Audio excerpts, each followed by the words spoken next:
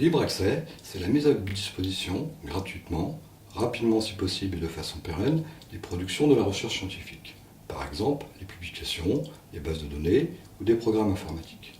Et de faciliter leur accès, sur Internet notamment. C'est donc un moyen de favoriser une science ouverte et le partage de connaissances. Enfin, du point de vue du chercheur, cela peut être aussi un élément de gain en termes de visibilité. Il est difficile de l'affirmer, mais oui, je le pense. Je facilite l'accès à mes publications en tant que je le peux, en déposant sur mes pages personnelles et ou sur une archive ouverte une version électronique des articles pour lesquels je pense pouvoir le faire en respectant les questions de propriété et de droit d'auteur. J'espère n'avoir commis aucune erreur à ce jour, mais aucun éditeur m'a demandé de retirer un document de mes pages. Pour les autres documents, j'indique sur mes pages personnelles qu'il suffit de m'écrire pour obtenir une copie. Sinon, j'ai encore très peu soumis dans les revues dites libre accès, dont le modèle consiste à faire payer l'auteur pour rendre accessible gratuitement la publication.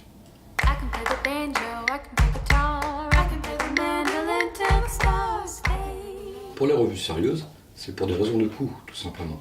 Payer 1000, 1500 € était plutôt rédhibitoire, et j'ai jusqu'à maintenant privilégié le mécanisme que j'ai évoqué précédemment, ou une revue en accès libre avec subvention institutionnelle permettant la prise en charge des frais d'édition. Pour les revues non sérieuses, celles dites prédatrices, la question ne se pose pas.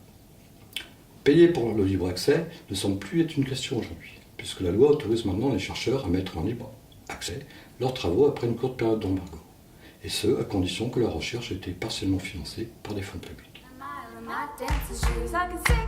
Pour que ça marche, il faut bien faire connaître le modèle, son intérêt, le droit, et encourager et systématiser les dépôts en pré- et post-print dès que cela est possible, afin de rendre les publications accessibles au plus tôt, et ce, bien avant la fin de l'embargo.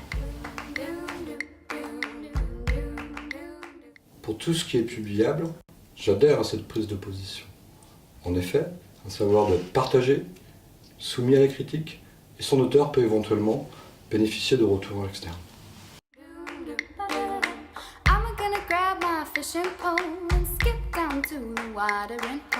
If I catch a catfish, is she gonna scratch me? If I catch a fat fish, nobody go hungry.